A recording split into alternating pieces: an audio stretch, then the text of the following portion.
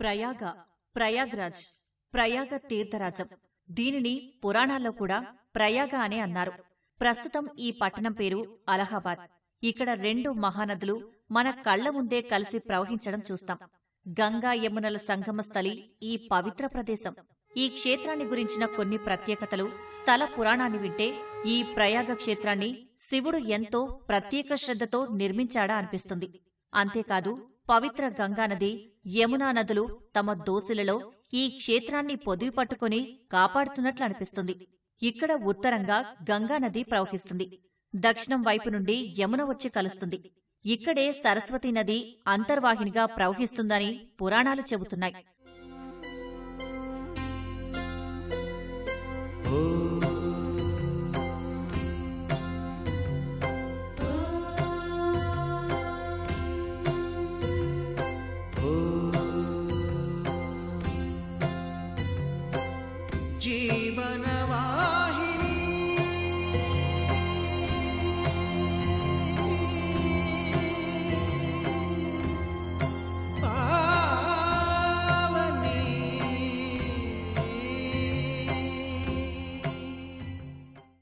గంగా, యమున, సరస్వతి ఈ మూడు పవిత్ర నదుల కలయిక కనుకనే ఇది త్రివేణి సంగమం.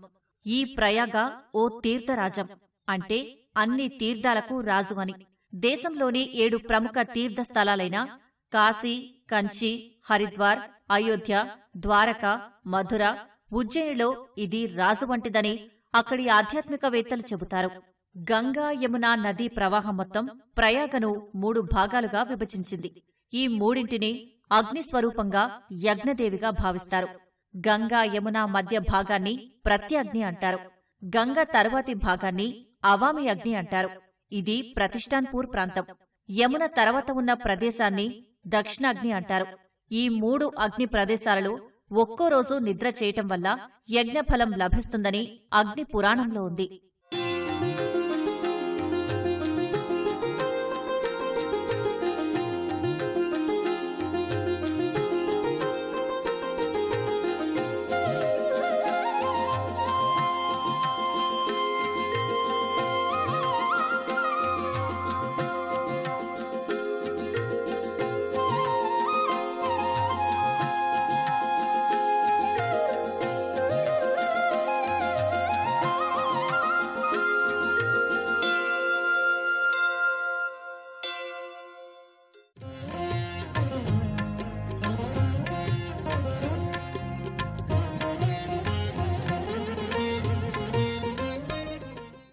గంగా, యమున, సరస్వతి నదుల సంగమంలో స్నానం చేస్తే కాని త్రివేణి సంగమస్థలి సందర్శనంలోని అలౌకిక ఆధ్యాత్మిక ఆనందం అనుభవంలోకి రాదు.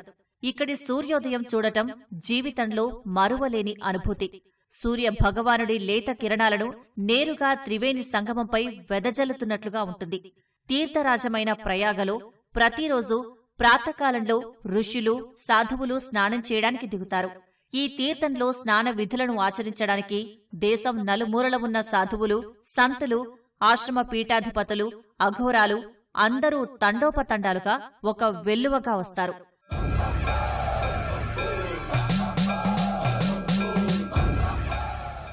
వాహనాలను రథాలుగా మలిచి తమ సహచర సాధువులు, సంతులతో ఊరేగింపుగా పరమ ఉత్సాహంగా తరలివస్తారు.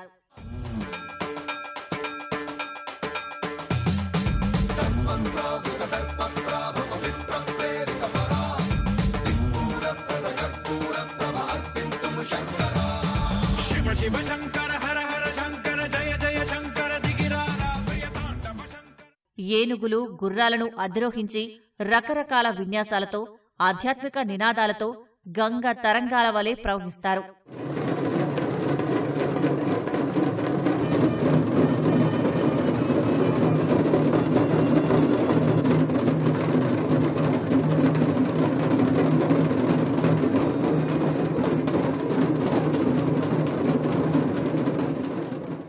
అనేక స్వరూపాలతో వివిధ సందేశాలను వ్యాప్తి చేస్తూ ప్రత్యేక ఆహార్యాలతో అలంకరించుకున్న బాబాలు కుంభమేళాకు ప్రత్యేక ఆకర్షణగా దర్శనమిస్తున్నారు.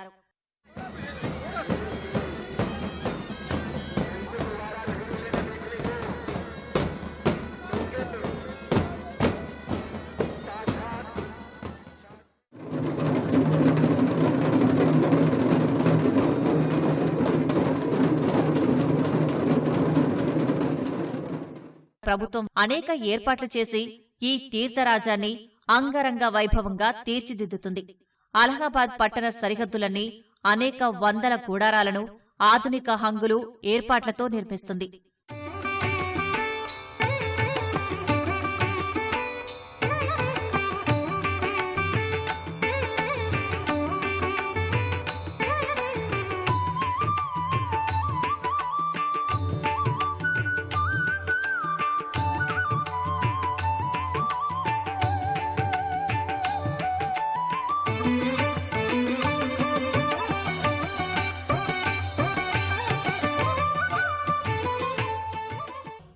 గంగా తీరమంతా పెను సంబరం జరిగే వేదికలా ఒక ఆధ్యాత్మిక నగరినే నిర్మిస్తుంది.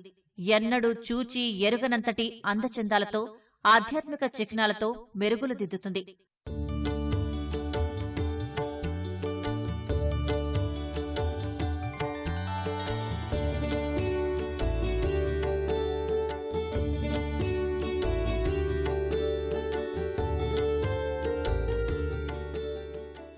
ఆధునికత తీసుకొచ్చిన సాంకేతిక అభివృద్ధితో చార్ధామ్ మందిరాలను, దేశంలో ఉన్న 12 జ్యోతిర్లింగాల నమూనాలతో ఒక పవిత్ర పార్కునే ఈ నేలపై పరిచింది. ఆ పార్కులో కృత్రిమ నదీ ప్రవాహాలను, సెలయేర్ల ఏర్పాటుతో నీటి ప్రవాహాలను నిర్మించింది.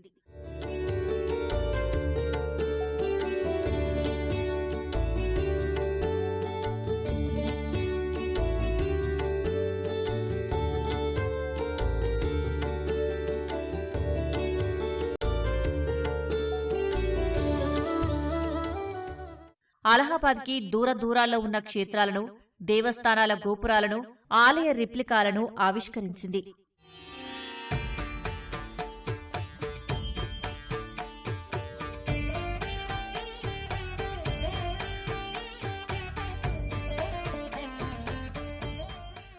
శివుని వాహనమైన నంది ఆకృతిని భారీ విగ్రహంగా ఎంతో ఆకర్షణీయంగా ఏర్పాటు చేశారు.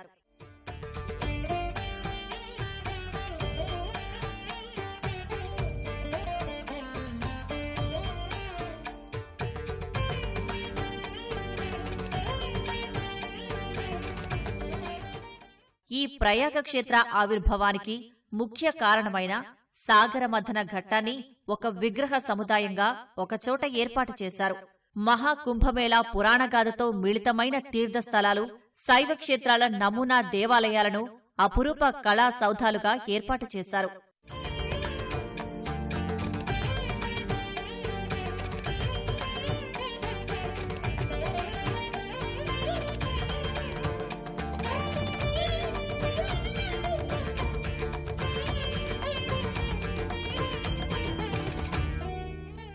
ఉజ్జయినిలోని మహాకాళేశ్వర మందిరం, ఓంకారేశ్వరంలోని ఓంకారేశ్వర మందిరం, కేదార్నాథ్ మహాక్షేత్ర కేదార్నాథ దేవస్థానాన్ని ఇక్కడ ఏర్పరిచి కుంభమేళా యాత్రికులకు మనోల్లాసాన్ని కలిగిస్తున్నారు.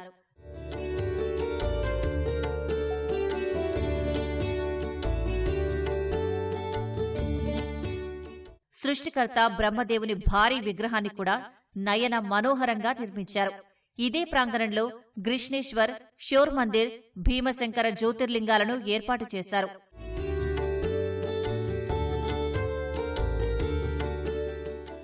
శివ ఉద్యానవనమంతటా శివుని త్రిశూలాలను పలుచోట్ల అలంకరించి శివమయం చేశారు.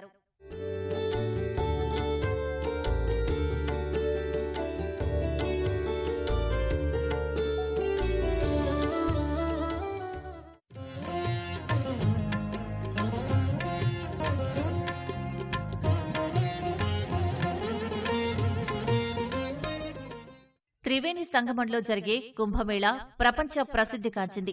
ప్రతి 12 సంవత్సరాలకొక్కసారి పుష్కరోత్సవం జరుగుతోంది. దీనినే కుంభమేళా అంటారు. మేళా గురించి పురాణాల్లో ఒక కథ ఉంది. అమృతం కోసం దేవదానవులు సముద్రాన్ని మధించినప్పుడు అమృతం వెలువడుతుంది. ఆ సమయంలో దేవదానవుల మధ్య యుద్ధం జరిగింది. దానవుల చేతికి అమృతం దొరకకుండా గరుత్మంతుడు అమృత భాండంతో ఇటువైపుగా పయనిస్తూ 4 చోట్ల ఆగాడని, ప్రతి చోట దానవులతో యుద్ధం జరిగే సమయంలో అమృతమిక్కడ కొంచెం ఒలికి ఈ 4 ప్రదేశాలు అమరమయ్యాయని అంటారు. ఆ 4 ప్రదేశాలే నాసిక్, ఉజ్జయిని, హరిద్వార్, అలహాబాద్. అమృత భాండం నుంచి వెలువడింది కనుక ఇక్కడ జరిగే మేళాని కుంభమేళా అంటారు. గరుత్మంతుడు దానవులతో 12 రోజుల పాటు యుద్ధం చేశాడని, ఆ 12 రోజులు కలియుగంలో 12 సంవత్సరాలుగా భావించి కుంభమేళా జరుపుతారు. ఈ మేళా జరగడానికి సూర్యుని గతివిధులతో ముఖ్య సంబంధం ఉంది. గరుత్మంతునికి దానవులకు యుద్ధం జరిగినప్పుడు సూర్యుడు, చంద్రుడు, శని, బృహస్పతి అమృత భాండాన్ని రక్షించారట. చంద్రుడు అమృతం వలకకుండా కాపాడాడు. సూర్యుడు అమృత భాండం మునగకుండా కాపాడాడు. బృహస్పతి అమృతాన్ని రక్షించాడు. గరుత్మంతుడు అమృతాన్ని దేవలోకానికి తీసుకెళ్లినప్పుడు శని రక్షకుడుగా ఉన్నాడు. అందుకే ఈ 4 రాసుల కలయిక వల్ల కుంభమేళా జరుగుతుంది.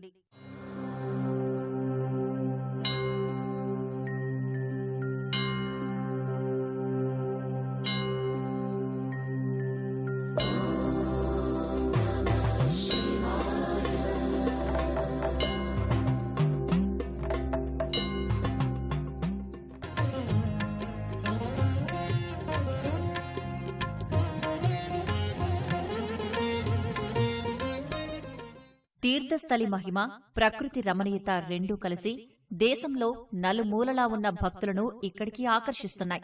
ప్రతి పౌర్ణమికి, ప్రత్యేకించి కార్తీక పౌర్ణమికి మాఘమేళ, కుంభమేళ, అర్ధకుంభమేళ, మహాకుంభమేళాలకు ఇక్కడ భక్తుల రద్దీ ఎక్కువ.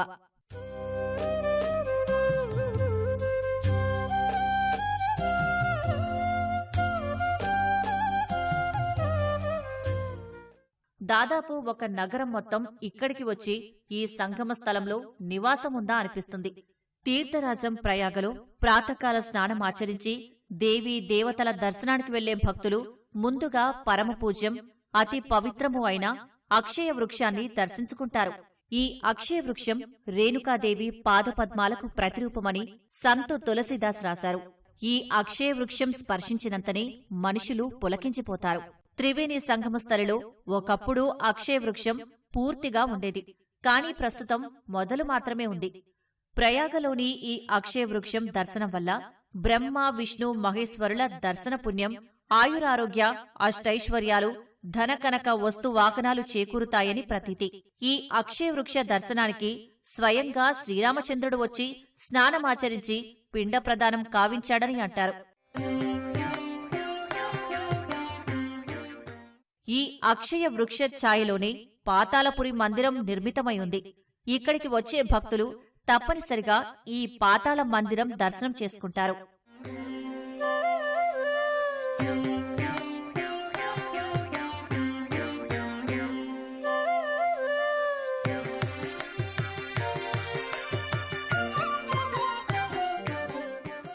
ఇక్కడ ముఖ్యంగా యముడి దర్శనం చేసుకుంటారు. దండపాని, భైరవుడు, ప్రయాగరాజేశ్వరి, మహాలక్ష్మి, గంగామాత, మృత్యుంజయుడు, సూర్యదేవుడు, సరస్వతీదేవి, జాంబవంతుడు ఇలా ఎంతో మంది దేవీ దేవతలు ఇక్కడ కొలువైయున్నారు.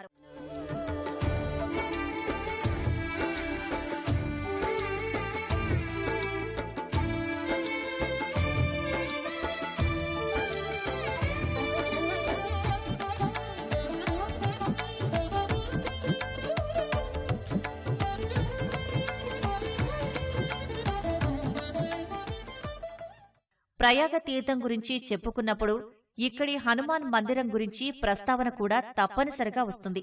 ఇక్కడి ఆంజనేయస్వామి విగ్రహం గుంటలో పవలించినట్లుంటుంది. ఇలాంటి మూర్తి మరెక్కడా ఉండదు. వీర హనుమాన్ దర్శనంతో సర్వ భయాలు తొలగి రాక్షస పీడ వదులుతుందని భక్తుల నమ్మకం.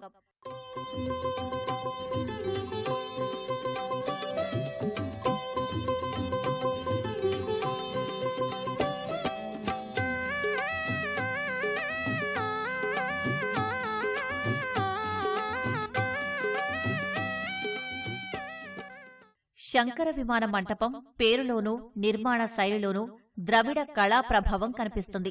130 అడుగుల ఎత్తునున్న ఈ విమాన మంటపం 4 అంతస్తులుగా నిర్మితమైంది.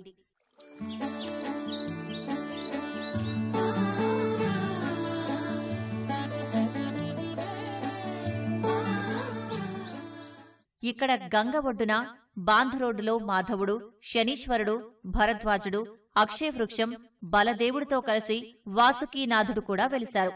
ప్రయాగ్రాజ్కు వచ్చే భక్తులు వాసుకీ నాగ్రాజ్ దర్శనం తప్పకుండా చేసుకుంటారు. పురాణాలలో వాసుకీనాగ్ని కశ్యప మహాముని పుత్రునిగా వర్ణించారు. హరిద్వారలోని శివాలిక్ పర్వతాలలో మానసా దేవీమాత కొలువై ఉన్నది. మానసాదేవిని మాత్రం ఇతని సహోదరిగా చెప్పారు. కశ్యపమునిని నాగులమునిగా, వాసుకిని నాగుల రాజుగా చెబుతారు. అందుకే వాసుకిని నాగరాజ్ వాసుకీదేవ్ అంటారు.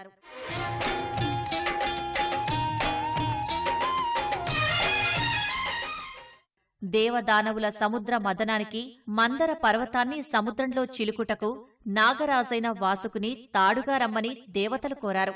ఆ సముద్ర మదనంతోనే దేవతలకి అమరత్వం సిద్ధించింది. అందువల్ల దేవతలు నాగరాజు మహత్యాన్ని ఎల్లవేళలా కొనియాడతారు. సివిల్ లైన్స్లోని హనుమాన్ మందిరం. ఇక్కడ ఉన్న హనుమాన్ విగ్రహం ఎడమ భుజంపై సంజీవని పర్వతం ఉంటుంది. ఈ మందిరంలోనే హనుమంతునితో పాటు సీతారాముల విగ్రహాలు కూడా స్థాపించబడి ఉన్నాయి.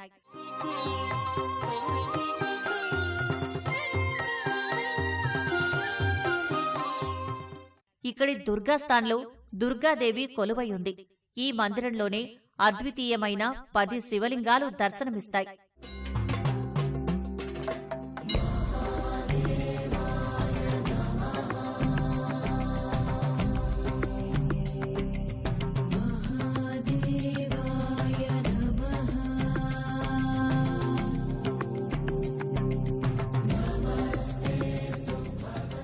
ఇదే ప్రయాగలో ఉన్న మరో దేవీ మందిరం అలోపీ దేవి మందిరం. ఈ దేవి భగవతీదేవి రూపం. అలోపీదేవి మందిరం శక్తిపీఠం. ఈమెనే ఇక్కడ అలోపీ శంకరి, లలితాదేవి అని కూడా పిలుస్తారు. తారాగంజ్కి కొద్ది దూరంలో ఉంది ఈ మందిరం.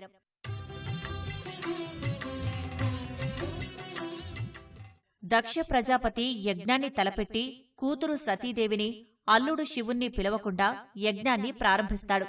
పుట్టింటి మమకారంతో శివుడు వద్దంటున్నా వినకుండా వెళ్లిన సతీదేవికి భంగపాటు జరిగింది. అది భరించలేక అగ్నిగుండంలోకి దూకి సతీదేవి ప్రాణత్యాగం చేసింది. శివుడు కాలరుద్రుడై దక్షయజ్ఞాన్ని ధ్వంసం చేసి మృతురాలైన సతీదేవిని తీసుకుని శోక పరితప్తుడై తిరగటం వల్ల ముల్లోకాలు అల్లకల్లోలమయ్యాయి. విష్ణువు చక్రాయుధాన్ని ప్రయోగించాడు. అప్పుడు సతీదేవి దేహం 52 శకలాలుగా ఛేదించబడింది. అవే 52 శక్తిపీఠాలు.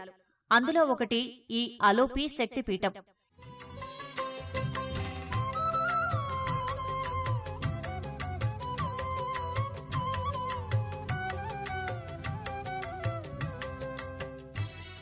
ఈ అలోపీదేవి ఒక అడవిలో వెలిసింది.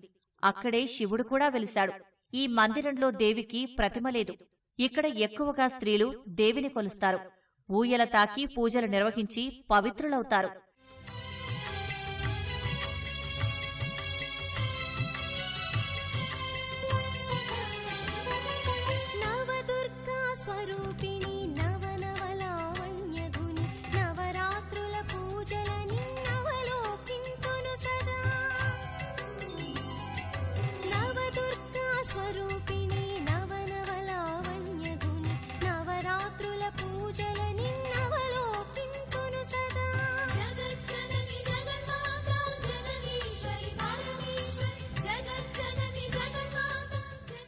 ఇక్కడ పూజలు చేస్తే నూతన వధూవరులకు కోరికలు నెరవేరుతాయని నమ్మకం. ప్రయాగలోని ఈ లలితామాత దర్శనం చేత అన్ని పాపాలు నివారణ అయ్యి కోరికలు నెరవేరుతాయి.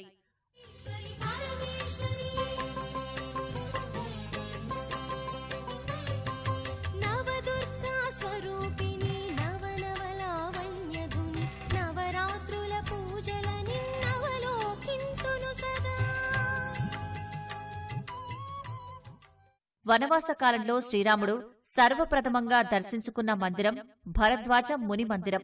ప్రయాగలోని కన్వల్గంజ్ ప్రాంతంలో ఉంది. ఇది ప్రయాగలోని 7 తీర్థస్థలాలలో ఒకటిగా కొనియాడబడుతోంది. భరద్వజుని విగ్రహంతో పాటే శివలింగం కూడా ప్రతిష్ఠితమై ఉంది. ఆ శివలింగానికి కూడా పూజాధికాలు నిర్వహిస్తారు.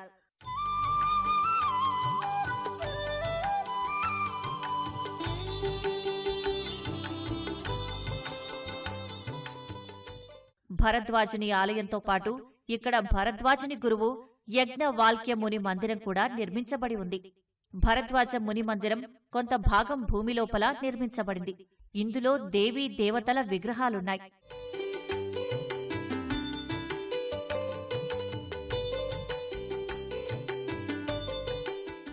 ఈ విగ్రహాల దర్శనం చేతనే రుణ విముక్తి, పాప విముక్తి జరుగుతుందని అంటారు. ఈ భూతల మందిరంలోనే సతీ అనసూయ, ఋషి అగ్ని, కాత్యాయనీమాత, దుర్గామాత, కళ్యాణిమాత, ఇంకొంచెం ముందుకు వెళ్తే గణేశ్ సహిత శివపార్వతులు దర్శనమిస్తారు. ఇక్కడే ఉన్న శివమందిరం ప్రయాగలోని పరమ పూజ్య శివమందిరం. త్రిశూలధారి అయిన శివుడు ఇక్కడ దర్శనమిస్తాడు. విశ్వేశ్వరాయ నరకాంతకతారణాయ కర్ణామృతాయ శశిశేఖరధారణాయ కర్పూరకాంతి. ఈ ఆలయం పైన ఉన్న త్రిశూలం ప్రతి 15 రోజులకొకసారి దిశ మారుస్తుంది. తనకు తానుగా తిరుగుతుంది. దీనిని శివ మహత్యంగా చెబుతారు. పురాణాలలో ఈ ఆలయాన్ని కోటి తీర్థంగా వర్ణించారు.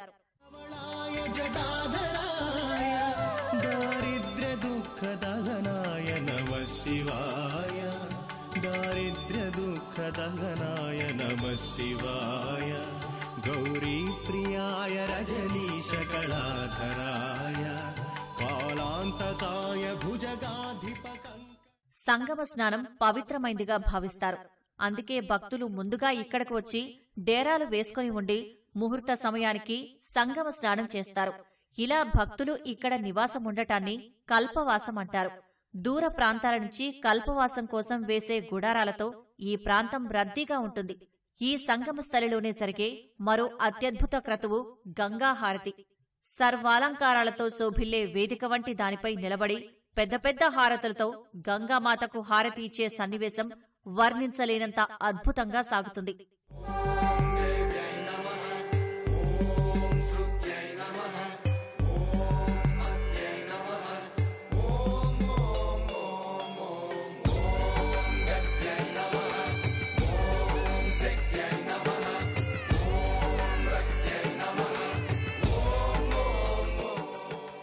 ఈ హారతి సుందర ఆధ్యాత్మిక సన్నివేశాన్ని చూసేందుకే దేశ విదేశాల నుంచి తీర్థయాత్రికులు తరలివస్తారు.